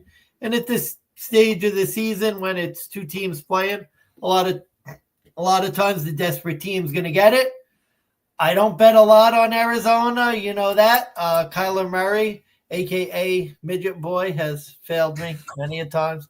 So with that, all kidding aside, give me the Arizona Cardinals. I think they need this win, and I think they found a way to get it. Yeah, historically though, New England does own the Cardinals. They're 8-2 straight up in their last 10 if you go all the way back to 91. You said it though, Arizona, they covered 6 straight. Kyler's actually won 4 of his last 5 against AFC teams straight up. And the Patriots are arguably just one of the worst teams this year. Although 2 years ago, Mac Jones and the Patriots beat Kyler Murray in this exact spot. But this is a whole new team. I don't want to say a new era, but it's a new time. The Patriots are 2-5 straight up on the road this year. They're only 3-4 ATS. Kind of like you said, this is a must-win for Arizona, I think, for them to just make the playoffs. This is another game, futures portfolio. I have Arizona under win total. This is the game where it's going to get killed. So I'm betting this game, but I'm betting it to hedge of futures. I'm not betting it because it's one of my favorite plays. But, with that said, I just don't think New England is that good. I think Drake May has a future, but this is one of those situations where I think Arizona gets right against an inferior non-conference team. And if you look at that 3-game skid the Cardinals have just had, they lost twice to Seattle, which is a divisional spot they always lose. And they lost to Sam Darnold and the Vikings that I think they're just outperforming expectations at every level. I'm not going to think too hard into it. I don't want to say automatically that just makes the Cardinals a bad team. I think this is just a legitimate skid in a spot where they were I don't want to say destined to lose 3 straight, but if you looked at where they were, if you looked at the spot, like I had Seattle losing the first time, the second time I got right. And I think this is just a good team to beat up on right before it starts getting serious. I don't know if Arizona wins another game after this, so it's kind of like previous games we mentioned before. Like Houston was the big one. I think Arizona has like the Rams and the Niners on deck, and they have Carolina as well, oddly enough. So there's a possibility that this is the last win they can get. So, like I said, 2 big drop in class compared to their last 3 games. Big drop in class for the Cardinals. So this seems like the right spot for the Cardinals. Yeah, so Arizona for me, and I got under 46.5 here. Not really a strong play one way or the other. I just think. And let's be honest, the number might be a little light because if you think about it, on a neutral, is Arizona 5 points better than New England? No. Think they're less? Oh, wait. Say that again. I may have misheard you. On a neutral, do you put Arizona 4.5 to 5 points better than New England? Oh, yeah, on a neutral, sure. That sounds about right. Maybe even a little low. I might put Arizona a little better, honestly. I'd say 4.5, 5. Makes sense. Yeah, I think that's fair. So, fair number. I like Arizona here. Good spot. Yep, and like I said, I am betting this one. I'm probably going to have to throw 2 units on it, but it's a hedge situation. It's not best bet material or any stretch. Yeah. So, moving on. Tampa Bay, LA Chargers. Chargers are 3-point favorites. -154 on the money line. Bucks are +130 as well as other dogs this week. Non-conference road dog for the NFC. Over-unders 45.5. The Bucks are getting 54% of the tickets, but the Chargers are getting 52% of the money. I don't have a good feel for this game. Here's what I found, and this is why I'm going to go with the side I'm going to go with. LA has not won back-to-back games versus the NFC with Justin Herbert since 2020. Yeah, since 2020. They have won and covered 4 of their last 5 as home favorites, though, versus the NFC. The Bucks have not won a non-conference road game with Baker Mayfield at all, but they did cover 3 of those 4 games. And at 2.5, 3,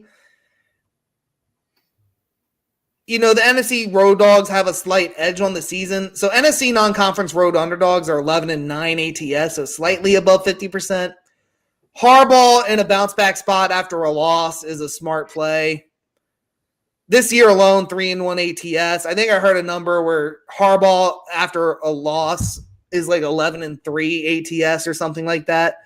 Tampa's not good off the win, 2-4 ATS. So the hook scares me, but I think at 3 or less, it's a smash spot for the Chargers. I don't know how good Todd Bowles is going to be going towards the end of the season. I want the Bucs to win for multiple reasons, but I think you have to look to the side of the Chargers. Yeah, I think the Chargers are better, and a couple more trends too. I don't have a great feel for this game. I do think the Chargers are the right side. A couple more trends for you. Tampa Bay, 8 straight losses as road underdogs against the AFC. Chargers, 7 straight wins ATS against the NFC South. So a couple interesting trends there, but I also agree with Harbaugh off the loss. This feels like a game, too, where Tampa's getting a step up in class compared to some of the opponents they faced recently. I kind of had Tampa losing this game as like pretty much their only loss that they would have for the remainder of the year. So got to stick to that. I think the Chargers are going to win this game. I do think it's going to be close, though. I don't see them blowing out the Bucs, but I could see this game being, 6-point win for the Chargers, 4-point win, something around that, just getting the cover. See, I feel like this has backdoor cover potential, but I just don't think it'll get there. This, to me, feels like it's going to be a 20-7 game going into the fourth. The Bucs will get 3. And then Baker might drive late and make it like 20-16, but they'll go for 2 and miss. Like, it just has that weird witching hour potential feel to me. Could see that. I could see this game being like a 20-13 Chargers, but like the Chargers are never in danger. Yeah. Where it's like the whole fourth quarter, Tampa Bay pretty much goes 3 and out, and the Chargers like hold the ball, and you never really get the sense they're going to lose. Yeah, that's kind of where I'm at with this. So with that said, I think we're both on the under in this spot, just based on the total. Chargers game. Baker Mayfield, again, he puts up numbers, but this is a different type of defense. I think this is going to be a lot tougher task for Tampa Bay on the road. And let's be honest, Harbaugh versus Bowles, the coaching advantage is not close. Never thought I would see that in my day, but yeah, got to give it to Harbaugh in this spot. All right. Next up, it's the Battle of the Keystone State, if I'm not mistaken. It's Philadelphia Eagles hosting the Pittsburgh Steelers and Russell Wilson. Eagles are -250 home favorites, -5.5. The Steelers are 2-1 road non-conference road underdogs. The Steelers +5.5. Over/under is 42.5 points. Steelers are getting a lot of public action, 78% of the bets, 73% of the money. So we got a real pros Joe's spot here, Mansman. Oh boy. Believe it's your turn to start. I'm going to get a quick refill, so I will be right back. So go ahead and give us your take and prep me for this one. Okay. So in this game, you got the Eagles coming off another big win, turmoil in the locker room. You look at how Hurts has played; it hasn't been great. You look at basically this team being carried by Saquon Barkley. The Eagles' defense has been very good, although there were some sharp numbers that the Eagles' defense may not be all that great, especially against this Steelers offense, that they may do some things with the running game that might give the Eagles trouble. I'm not going to look too far into it. You have Mike Tomlin as an underdog, 6 straight covers on the road against the NFC. Eagles, I think, are going to have a tough time against this defense. I don't think this is going to be the type of game where Saquon's going to run for 300 yards. All that being said, it's time for my Barney Dog of the Week. No. A 5.5-point underdog in this game. Give me the Pittsburgh Steelers +5.5. This is a lock. And I think the Steelers have a good chance to win this game outright, but I definitely think if they do lose, it's going to be by less than 5.5. Wow. All right, I guess we're cross-firing here. Oh boy. Look, here's the sharps angle that I've heard, and it may or may not have swayed me.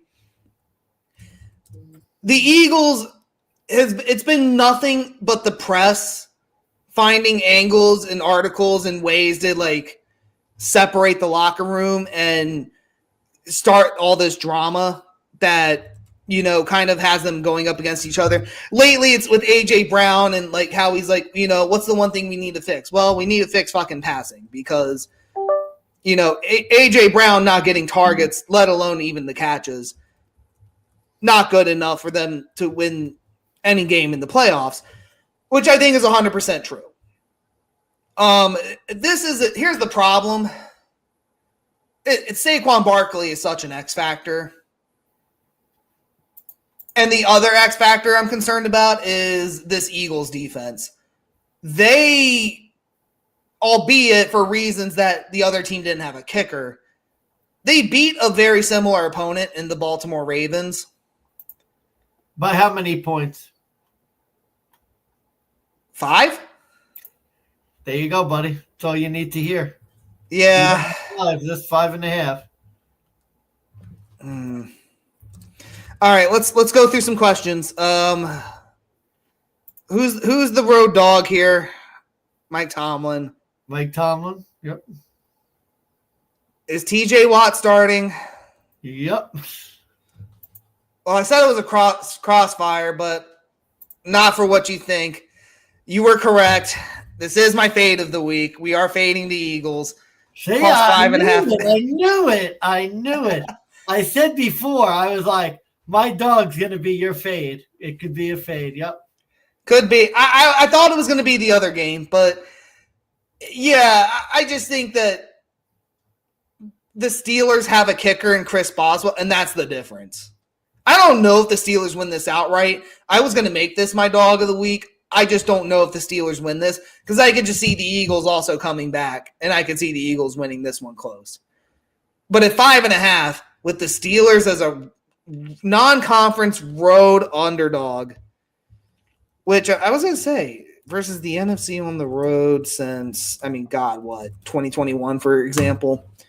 Got to be a great record in total. Well, it's Mike Tomlin as a road dog. Mike Tomlin as a dog has basically printed money. So yeah, that's kind of the key. It's just been. And let's see here. Of course, it doesn't want to load. So let me do take 2. What's your over/under take on this game? This feels like a dead under game to me because I just see the Steelers grinding it out. The Eagles can't throw the ball. I feel like this is going to be a defensive struggle. This would actually be my under of the week. If I had to play it on really my under of the week. Yeah.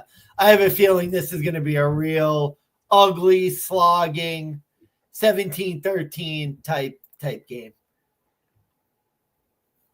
Yeah, I'm right there with you. But again, it comes down to defense. I think this is a spot where both defenses are going to show up. Both defenses are going to have a say in this game. And Jalen Hurts really has been struggling in the first half in a lot of these games. We've seen it before in the past. And I just think the Steelers are not a team you want to be down in the first half and have to play comeback hero against. I mean, they were lucky to do that against the Saints way earlier in the year. They were lucky enough to do that, I think, against Carolina. But I think the Steelers are a much more well-rounded team. Russell Wilson is what scares me. Because, again, he's a lot like Jameis, except you don't know if he's just going to not throw the ball and hold it too long and take a sack. This Eagles front four, the Eagles cornerbacks are like, I would say up there with Denver, to be honest with you. Like, those fucking cornerbacks are very scary. I mean, one of them literally picked up Derrick Henry and slammed him to the ground. Yeah. But the Steelers, to give you an idea, 6 straight wins, 6 straight covers on the road versus NFC teams since 2022. Yep. So you can make the case dog of the week. But, I'm going to go fade. I'm going to bet the Steelers with the points here. Just because it is the Eagles. They have won in a similar spot. I just don't know if they get that cover. That 5.5 might be too high. The number kind of tells me like for me personally, it's like I think they expect them to stop Russell Wilson and Najee Harris. I just don't know if that'll be the case. I think Mike Tomlin could keep up with Nick Sirianni. Yeah, no, I think the Steelers have shown their mettle, and I think they're good enough to get a win in this game. Outright, much less cover this spread. I don't see the Eagles winning by a lot if they win it all. Fair enough. All right, moving on. Last 4 o'clock game. It's the game of the year, folks. It's the Detroit Lions, the best team in the NFC. They are hosting the Buffalo Bills. Minus 136 for the Lions at home, minus 2.5 now. The Bills are 2.5-point non-conference road underdogs, plus 116 on the money line. Over-under is 54.5. Dead split on the money at 50%. 58% of the tickets currently on Detroit. Slightly better spread record, 9-3-1 versus the Bills, 8-5. Lions are 12-1. Bills are 10-3, coming off the loss against the Rams. Lions getting extra rest from Thursday night. Mansman, it's your team. I give you the honors. The state of the Bills. No, it's okay. You it's your turn. No. No, I don't have the energy for this game. So go ahead. You don't have the energy. Okay. I don't have the energy for this game. I've been dreading this game all week. I want you to give your pick because I have a feeling we're gonna fight. Look, I wasn't happy with it. I don't want to be a Barney, but Barney's the only angle I see making sense. Detroit minus 2.5 under a field goal. I'm going to take it. We're not going to fight after all. I think the Bills after a loss, that's a point. I think the Lions are better than the Rams. It's essentially like I think of this being the same game that we just saw. The only way I see the Lions losing is if Dan Campbell outcoaches himself. If he goes for the 4th down on his own 30 and misses. You give Josh Allen the ball on a 30, he's going to score. And that's the problem I see. But I think that you look at the Bills' defense, what happened with the Rams. What the fuck do you think the Lions are going to do to this defense? Between Sonic and Knuckles with Jahmyr Gibbs and David Montgomery, I don't really want to think about it. They could run the ball down their throats, but if they get Jared Goff time, Amon-Ra St. Brown might get 200. If not, Jamison Williams could go off. If not, Tim Patrick. I could go on. Trust me, I wanted to bet the Bills. I think it was one of those spots where originally I kind of had circled. I was like, they'll beat the Rams, they'll lose to the Lions. Now I'm questioning it because they lost to the Rams, but I don't know. Josh Allen is the NFC killer. He was an NFC killer. He literally is also coming off his most perfect game. I think we should blame Josh. No. I'm not blaming Josh. What I'm saying, I made this handicap with Jameis last week. Josh is literally coming off of his zenith. He's coming off an impossible, never before seen, perfect game. And the Bills still lost. And that's the problem I have here. It's if Josh had found a way to come back and win, I think it would even be more of a slam dunk for the Lions because I'd be they're literally coming off their biggest game that they just won, and they look so bad. The Bills could find a way to lose a game where their quarterback accounted for 6 total touchdowns. And to be fair, the Lions almost lost to fucking Green Bay on Thursday Night Football. But they always seem to find a way to struggle against them, or they find a way to struggle at home against divisional teams. I know the Bills played them a couple of years ago, I think around Thanksgiving, and the Bills won. But I think that was a Thanksgiving spot, so you kind of had to discount that situation. Whole new team, whole new year. I know we're looking for a spot for the Lions to lose. I can't get there. But when I say I tried, I really tried. Here's what I'd say about this game. There's only I heard one sharp number that gives me pause. completely backing the Lions. Jared Goff has thrown the most interceptions of any quarterback against zone coverage, and the Bills play zone coverage 6th most in the NFL. So if there's one way to beat Jared Goff at zone coverage, unlike Matt Stafford, who kills zone coverage, and we know that the Bills love their zone coverage. So that's that part of it. But other than that, yeah, I mean, I hate to sound so down on the Bills, but I mean, we just saw what that defense did last week, and now they're a back-to-back road spot after a crazy shootout. I don't know, man. Are the Bills going to be able to stop the run? Are they going to be able to do anything? I don't like their chances. I remember a couple of years ago when they played the Lions, them struggling to stop the offense. And that was another game where Josh Allen basically had to play hero ball and win the game. So the only way the Bills win is how many Josh becomes Jesus again. Here you go. Here you go. 17 games. How many games have the Lions won as home favorites in the last 2 seasons? 15, 16? 14. Oh, so all right, 14-3. How many of them have 14-3, 10-7 ATS? They have covered. Well, see, they failed to cover 2 straight, but those were divisional opponents.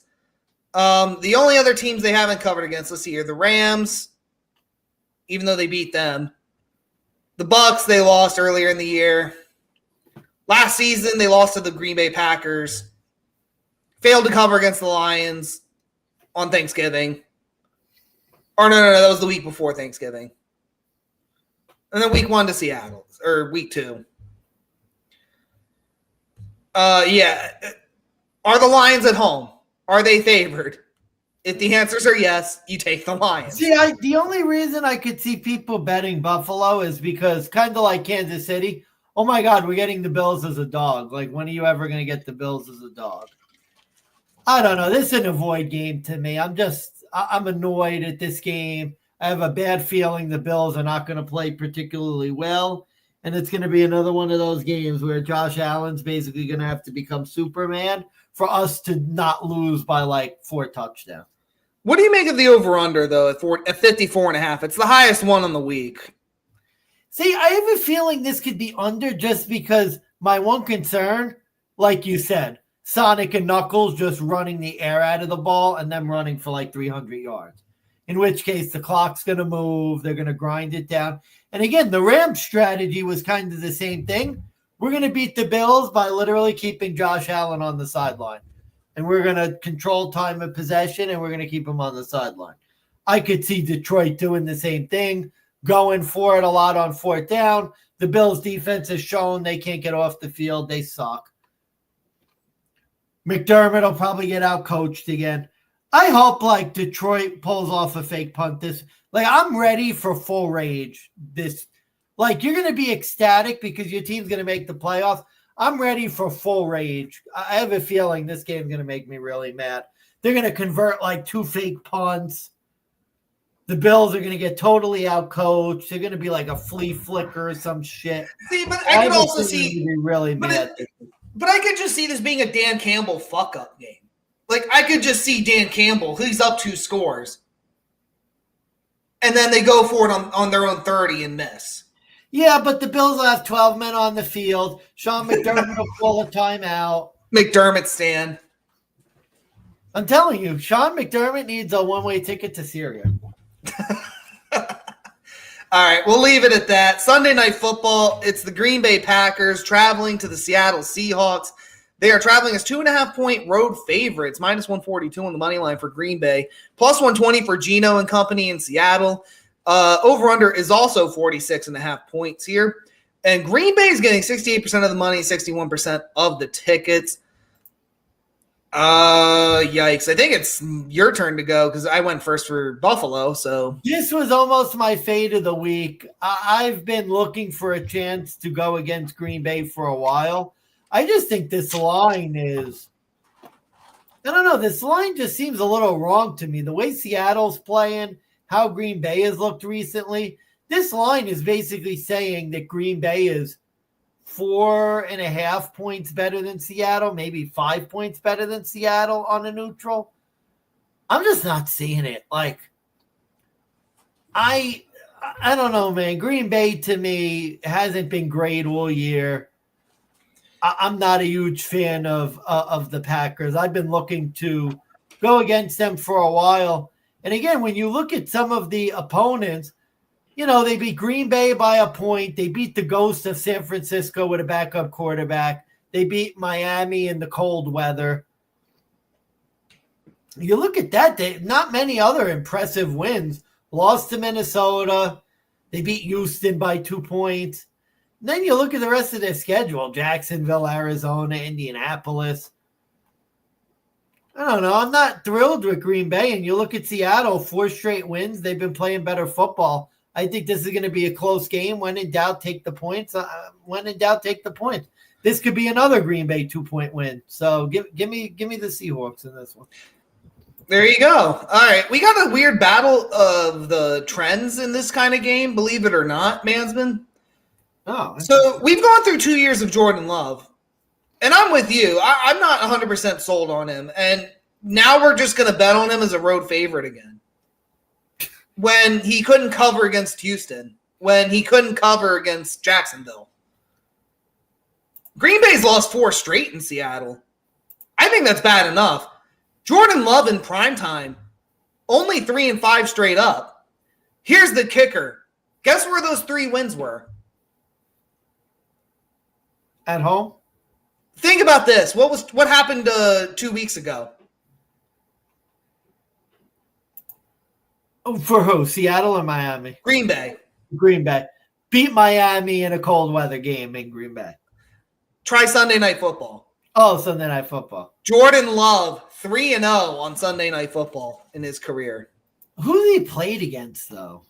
I could tell you Miami was this year. Last year was, I want to say one of them may have been Detroit, but that doesn't sound right. I'd have to go back and look, but okay. Well, anyway. But when I was handicapping this, one of the things I noticed was, like, in every other primetime game, Jordan Love has lost, but on Sunday Night Football, he just wins. Don't know what it is, but that's just the case. I like your road favorite trend with not that Green Bay's had a lot of road games, but Green Bay hasn't been great as road favorites. Yeah, listen to this stat. 4-1 straight up as road favorites, but they're 1-4 ATS. Yeah. Seattle, though. Cover against some shit teams, Jacksonville. Yeah, but here's another weird thing. Seattle, they've lost 4 of their last 5 primetime games with Geno Smith. Yeah. Even though that stadium is going to be electric for Sunday Night Football, I'm with you. I'm taking a shot on the home dog here with Geno and Seattle, 2.5 and the money line. I think Geno is going to be able to air the ball out against this Packers defense that, like, is still pretty fucking injured. And they're 21st in passing yards allowed. They're 23rd in red zone touchdowns allowed. So they're not really necessarily that good. Green Bay, the only thing that I think they can do right now is run the ball with Josh Jacobs. And I will say Jordan Love has been performing better as of late. I think his QBR has been over 100 in 3 straight weeks. This just seems like a gut check kind of game for Green Bay where, like, San Fran lost and Seattle's the number 1 team in the NFC West. And they're tied with LA. So I think Seattle is a must win at home. I think they come out extra motivated in this spot. Green Bay has a Monday Night Football look ahead where 2 weeks ago it was a popular stat, but 3 of the 4 teams for coming into this week, they all lost. So I'm wondering if, like, Green Bay's on a look ahead in a sandwich spot for primetime games. But yeah, when in doubt, take the points. But I am worried about Seattle money line. I don't know if Seattle wins per se, but I'm with you. This feels like Green Bay wins by 2. And it seems like 2.5 is low, but Green Bay has won games by 2-1 before. Chicago, Houston. So, yeah, agree. We're on the same page again. We have a lot similar this week. Shockingly so. We are on the same page. I don't know if we talked about over-under yet on this game. I don't have too much on it. I do side with the under in this spot, I want to say. Just because I think, like, with Zach Charbonnet and Josh Jacobs, I think those are going to be the focal points of each offense. And I think that's going to be the angle that each team goes with. And I think it's going to be a battle of who can do more. So, yeah, haven't Sunday games tend to have gone under as well? Am I right about that? That used to be a thing. I don't know if that trend has continued. Maybe it changed. I'd have to go back and look. So what I can do is I can introduce the next game, and then I'll try and go back and see that real quick. The only other point, the tough one with that, Green Bay has actually been an over team in December, strangely enough. Although I kind of favor Seattle's defense has been playing better. So that's a tough one. But, yeah, you look that up, introduce the next game, and I'll present while you're looking that up. Yes, 2 weeks in a row right now it's looking like in the under. I'm looking at it now. Then we had 2 overs and then another over. So, yeah, it seems like it's been hitting in recency bias, but in terms of overall, it looks pretty split. Okay. Gotcha. All right. We have a double header for Monday Night Football. Why they picked these 2 games, I couldn't fucking tell you. Why they weren't flexed out, I also couldn't fucking flex, guys. Let's go. All right, we'll start with the first one. Chicago, Minnesota. Minnesota 7 point. Is that still correct? It's only 7? Yeah, 7 point home favorites. Minus 335 at home. The Bears are plus 270 on the money line. Over-under is 44.5. Minnesota getting a lot of the public action, 86% of the money, 73% of the bets. Mansman, help, please. What do you got? Oh, shame you can't hear what I'm playing in. Oh, no, I can't. Oh, that's unfortunate. Yeah, that's disappointing. That's disappointing.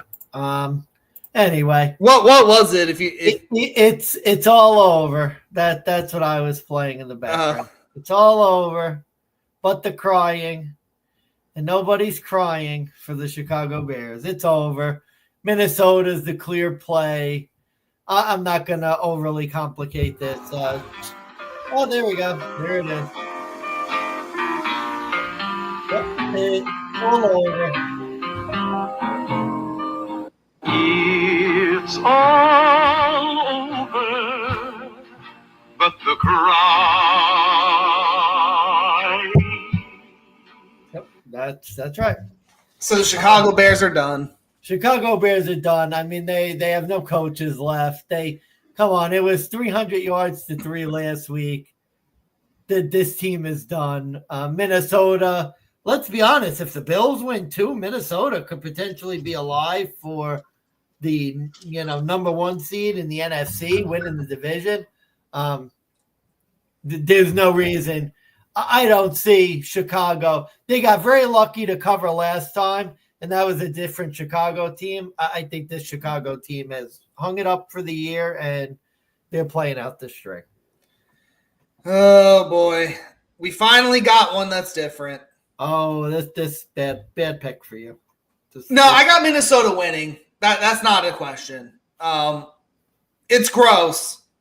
But me and you, come on, man. We've gone over this spot before. You have a team coming off one of their best games of the year, best wins. You're going up against another team literally coming off one of their biggest blowout losses, biggest embarrassments. Their season's washed away. They're over. They're dead. The Bears lost by 25, failed to cover the spread by more than 20. Now you're catching points as a divisional road underdog, a.k.a., as the SGPN guys call it, this is a close your eye special. I don't think you're factoring in. I don't think you're taking into account that the Bears look like a team that is completely given up. I don't know how much sense this will make, but I'm going to try. It's a divisional opponent, and it's actually specifically because it's Minnesota. That's actually why I'm actually picking it. Under Eberflus or Matt Nagy the Bears are 3-1 ATS in Minnesota. The Bears have actually gone 2-2 straight up. They actually beat them in Monday Night Football the last time they played. Minnesota, I think, has lost 4 straight at home against divisional opponents. They failed to cover 6 straight as such. That's true. That's the one stat that they haven't covered more than a touchdown as a favorite since 2019. And it's Sam Darnold's first Monday Night Football game in 6 years. Was the last time he played on Monday night the night he saw Ghost? That might be. Yeah. The Ghost. Now, look, I know the Bears are losers. I don't disagree with that. They've covered against their divisional opponents all year when they were at home. Minnesota is like the other spot where I'm like, you know what? If the Bears are catching points, I have to consider it. I think at a touchdown or more, I'm going to take the 7. But again, this is like the Cleveland angle. When in doubt, just tease a team down or tease it up. I like Minnesota to win. I'll tease them down to 1. I think they are going to win. I think teasing them down to 1 is all but a lock. So that's my third leg of my teaser. Oh, okay. So I like that. I wouldn't like if you tease the Browns up 13. I don't think that's as much of a lock, but I wouldn't be shocked. Yeah, no, I get what you're saying. I mean, the points you're making are valid. I'm not going to kill you for it. I just think the big thing you're not factoring is, and again, I could be wrong. It changes week to week. This Chicago Bears team, with the coach being gone, it looks like a team back-to-back road spots. Like this is a team that is. I hear that. I think this coach, though, this interim coach, I think he gets another week. And again, I don't know if the Bears win this, but I think with the extra week of preparation, I think the Bears could come out looking a little bit better than what we were used to. I think Minnesota is kind of smelling themselves a little bit. They literally beat a team that had blind cornerbacks, tripping over their own feet. Yeah. I don't know if they're – and again, the last time these two teams played – Chicago almost beat them if it wasn't for a fucking fourth quarter comeback. Yeah, but remember Chicago. Yeah, I remember Chicago. I don't know. I think it's 7. I take the points. I think Minnesota was going to win by 10, and then they blew it late. All right, see, we got it. We actually have a difference. We fought a little there. I don't think we're going to fight about this last one. I don't think so. Well, maybe. We'll see. Atlanta, 3.5.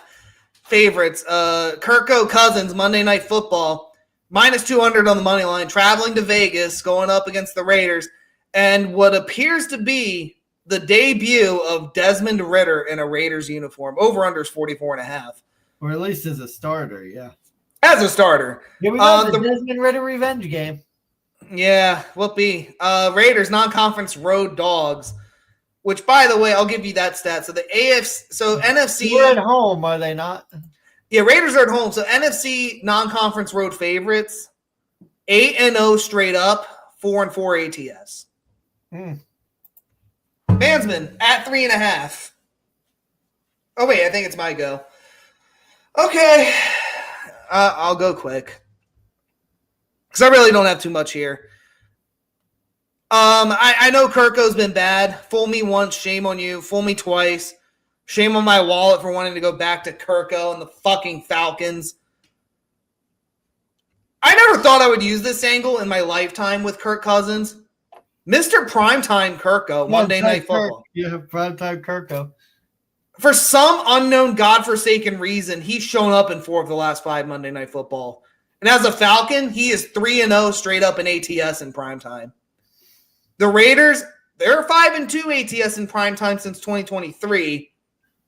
4 straight covers. And this is the Desmond Ridder revenge game. And Desmond Ridder is at home, so if he does start, that is a factor you have to keep in mind. And I see why the Sharps are tempted to take the Raiders. The Raiders have to win a game eventually. They have to pick an underdog, right? I'm not there. There's 2 teams. One is way better than the other on paper. They're just not performing up to expectations. Then there's the Raiders. They're doing exactly what we thought they would at this point. The Raiders defense, unfortunately, they're the worst, one of the worst pass defenses. They're like top 5 worst. 4th most passing touchdowns on average. Kirko hasn't thrown a passing touchdown in 3 or 4 straight weeks. The Raiders. I said this last week with Minnesota, but give credit to Brian Flores. He learned how to shut him down. But the offense seemed to move in that game. It just kind of got out of hand in the fourth. Atlanta hasn't been eliminated yet. They still seem to have the keys to their own destiny in the playoffs. I think they could come out and roll the Raiders here, especially with Desmond Ridder. I could just see them fucking scheming up a plan to fucking shut him down. We forget how bad Desmond Ridder was. Yeah. And this is actually, this is going to surprise you, but if you were paying attention, you'd know I have one of my best plays left. This is going to be my best bet of the week. Wow. The Raiders are, and the reason why, I mean, again, at this stage of the year, I'm a firm believer in not overthinking it too much. The Atlanta Falcons are a desperate team. They've lost a bunch of games in a row now. Kirk Cousins has not been playing great. This is the ultimate get-right spot.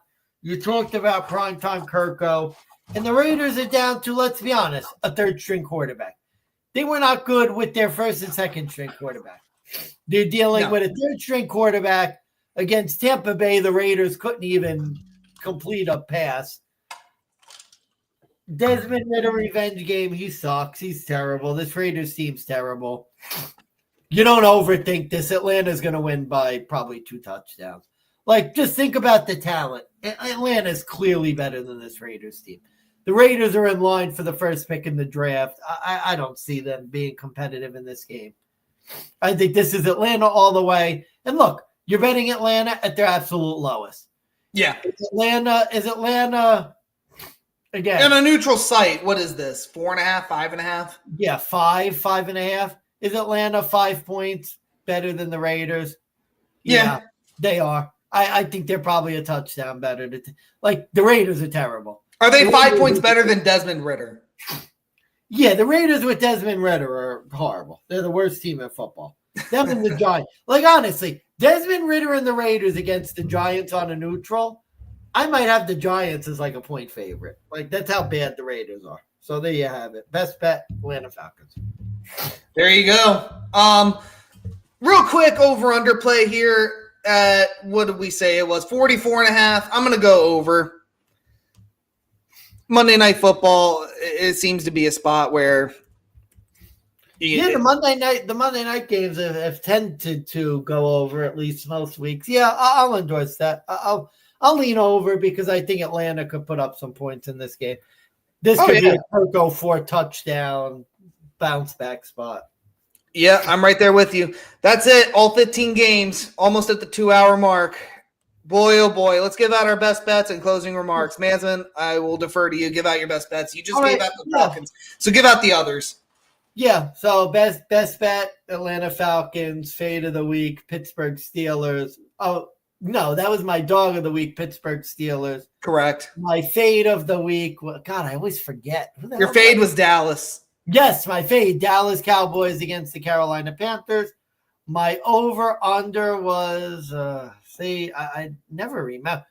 Oh, my over of the week was, I think, Chiefs-Browns. Chiefs-Browns over of the week. Under of the week was, shit, I'm trying to remember now. Was it Bills-Lions? No. Oh, Bucks-Chargers maybe? Bucks-Chargers, I think, was my under of the week. Okay. Yep, I think that's what that makes more sense. Okay. All right. Best bet, Washington -7.5 against New Orleans. Dog of the week, Dallas Cowboys +130 against the Carolina Panthers. Under of the week, we're going under 40.5 Jets versus Jaguars. Over of the week, Denver Broncos, Indianapolis Colts, over 44.5. Fade of the week, I'm fading the Eagles. We're taking the Steelers +5.5. So we have a double bester with the Eagles-Steelers game and the Cowboys-Panthers. I do endorse your under, so that's 3 legs there. And you're a dickhead, but you did convince me that I was originally right on Kansas City. That's 4 legs. Okay. Let me know what you want to play. I'll put in a court bet for us this week. That sounds good. I'll send it to you, and then we can play around, fuck with it from there. We do like Kirk. We did mention Kirko passing touchdowns. I think we could squeeze a little bit of that in there with Atlanta. Yeah. No, I think we could build a fun one this week. So we'll work on that. But thank you guys. Thank you everyone who tuned in to the Distinguished DeGents podcast. Check us out on x.com/DeGents podcast. I'm Steve Big Bucks of Beta. Money Mansman signing off. As always, guys, go in and make that motherfucking money. And one more thing. Winners get to eat. Winners get to bitch. Winners get washed. Have a good night.